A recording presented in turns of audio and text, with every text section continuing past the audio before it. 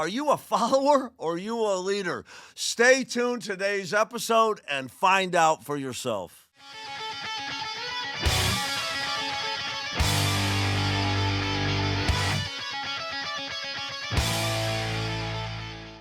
Hi guys, I'm Grace Lupoi and I'm here with David Lowe, the automotive sales coach. And as he said, today we're talking about the difference from a leader and a follower. And this is one of the topics that I learned along my time through middle school and high school and college, that in my mind, I always thought that a leader was the one person that had authority, right? And I learned in high school and college and now my professional life that that's not really the case, is it? Right?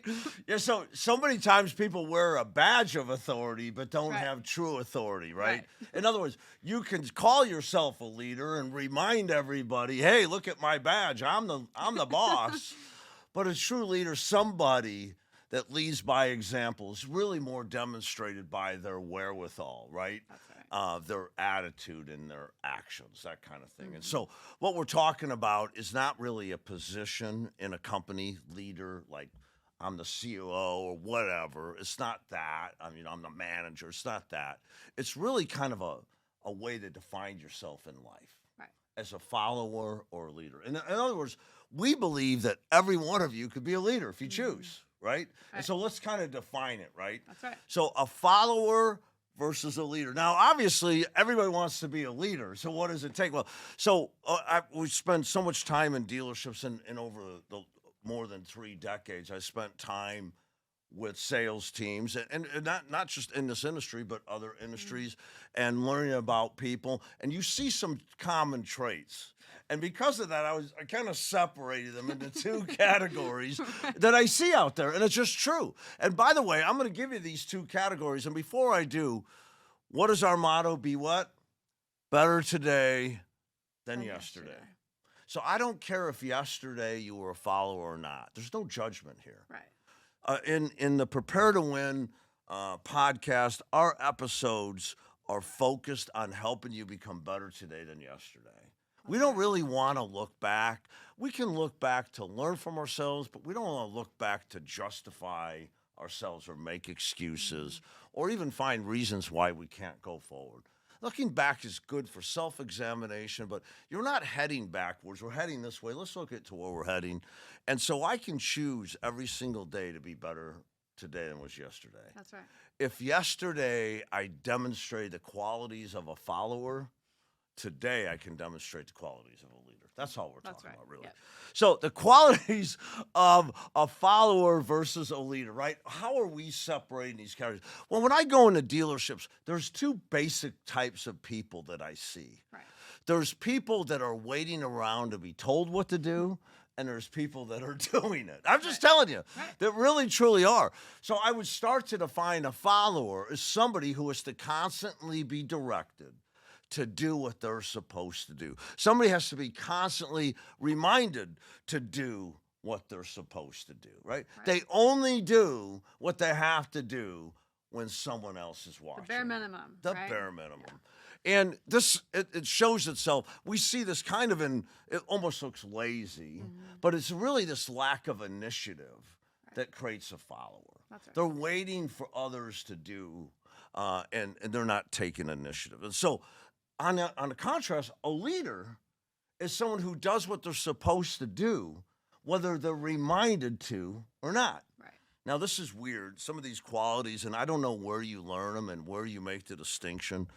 So one of the jobs of a manager when you first become a manager is to lock the doors before you go. Now, this seems simple, right? Lock the doors. Right. You have a long day and you're going around the building and you're checking the doors. And I'd start to drive off the lot and I was like, did I lock that door? Now, a follower would keep driving and go, yeah, I probably did. Right. I always turned around and double checked it. They were always locked, by the way. Never found it unlocked. But there's no way that I wouldn't take the responsibility I was given seriously. Somebody trusted me to do that. And I wasn't going to hope that I did it. I was going to go back and make sure I did it. Right. So many people are not taking personal responsibility for themselves. So a follower is always examining others and talking about other people's shortcomings.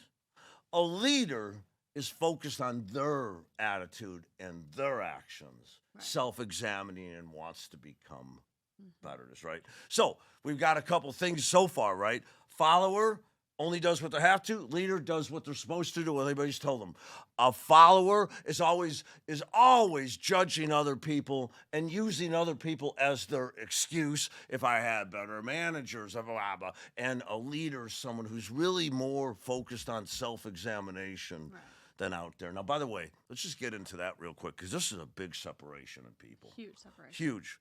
So, I'd go into dealerships. I remember one dealership I was in. It was large, and they had a lot of salespeople.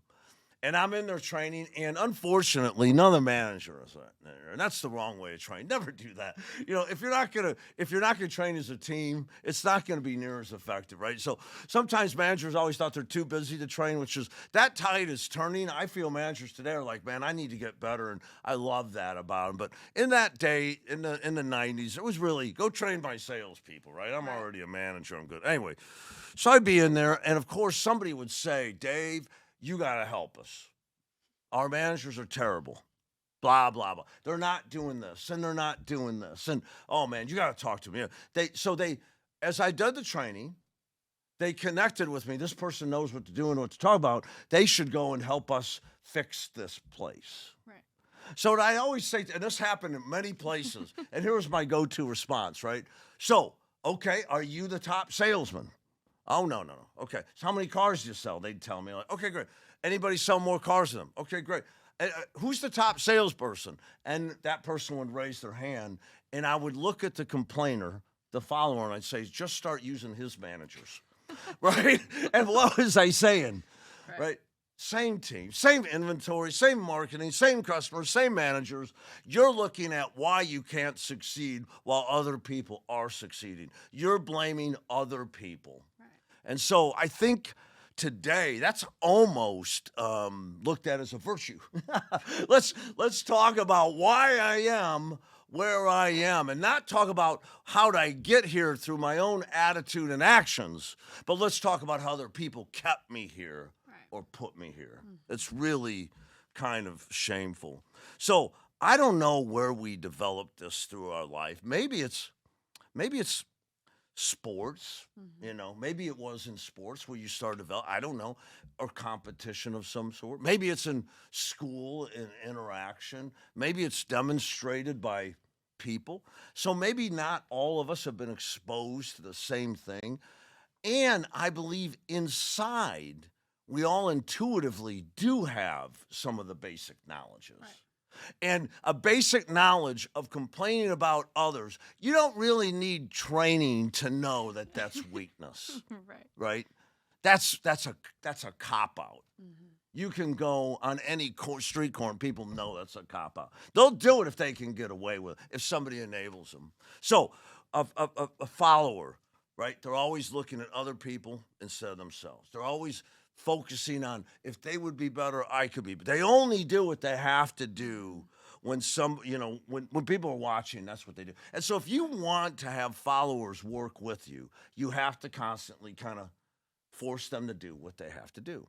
Where a leader shows up and takes personal responsibility for their attitude, knowledge, skills, actions, and results.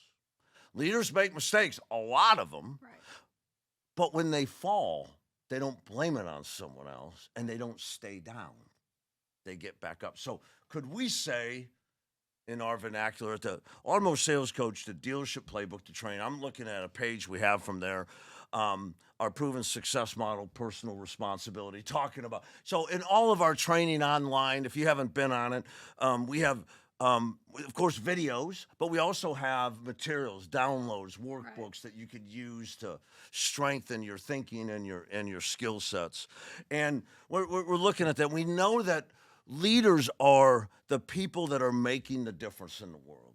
And when we assume personal responsibility for ourselves, we unleash the beast, don't we? That's right. We control what we can control That's and it. focus on just that. That's it.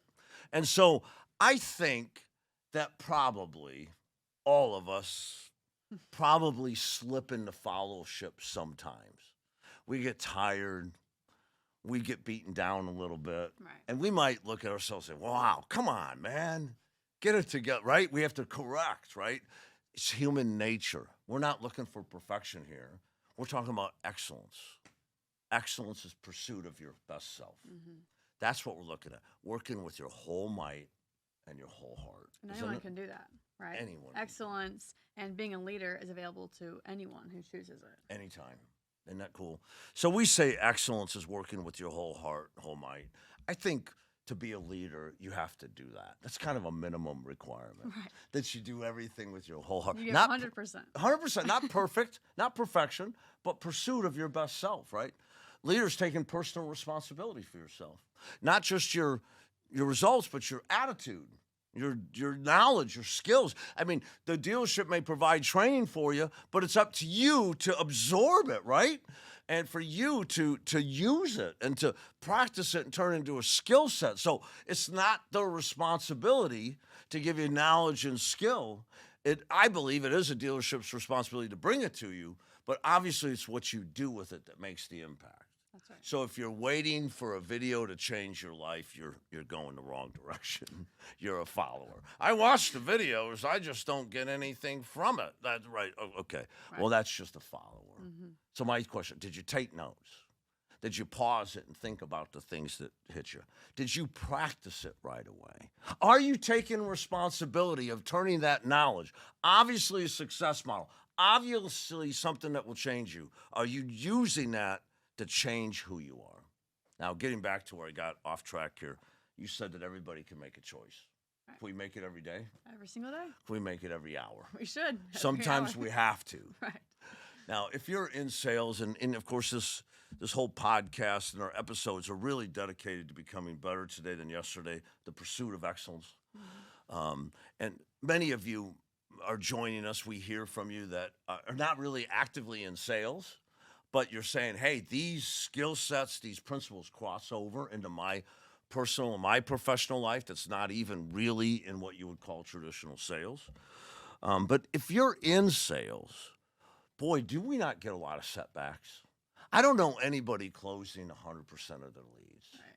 Some would say closing 10% of internet leads is an okay job. I don't know. How about closing 20% of total leads, or even if you close 50% of everybody who you talk to face, that means 50% of the people are telling you what? See ya. Get lost, right? True or false? Right. There's a lot of disappointment and failure that are naturally built into the role of a salesman. Yes, we don't always have the right car, and we don't always make the sale. Isn't that true? Mm-hmm. And so that can be something that can weigh on you and pull you down. And you might find that it pulls you down into being a follower. You know what? It's okay to fall. It's just not okay to stay down. That's right. Be better today than yesterday. Remind yourself, I can do this. Get back and do the things you know you're supposed to do. And I think if I would say finally, the last thing that I'm in dealerships, and I noticed the difference between a follower and a leader, is their mindset, their attitude. Mm-hmm. So I don't know if we've talked about it before, but if we go back to the book, Think and Grow Rich, this is one of the first kind of self-improvement books written, I don't know, 1930, whatever. And it studied Kraft and Carnegie, the movers and shakers of the night, the turn of the century that really, Henry Ford. Study them. What do they do? How come they're making such an impact on the world? It came down to thoughts are things. Thoughts are things. Thoughts are things. We go back 2,000 years ago. Marcus Aurelius said, the quality of your thoughts determines the quality of your life. Your thoughts are your life is what your thoughts make it. Mm-hmm. Of course, Marcus Aurelius didn't think of that. Solomon said it 1,000 years before him, that as a person thinks in their heart, so they are. So I think the biggest separation between a follower and leader is their mindset, their thinking, Mm-hmm. their ability to focus on what's good and what's right? The ability to purposely put a positive energy into their life and purposely focusing on impacting other people with that, right? Being a positive light in other people's life. And when Gandhi said, when we change ourselves, the world changes with us, right? That's right. So it's kind of cool. So we have a lot of responsibility. So, follower versus leader. Now, which are you today? Right? Now, which have you been? What is your main go to? Are you a leader? Are you taking personal responsibility? Are you driving yourself? Are you taking responsibility for not just your actions and result, your knowledge and your skills, your attitude every day?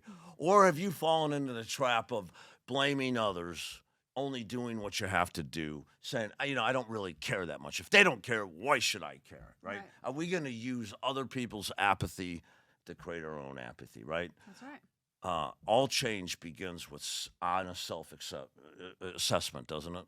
Be honest with yourself. Find out where you are right now, be honest, and decide where you want to go. If you're currently a leader, decide how you're going to stay there.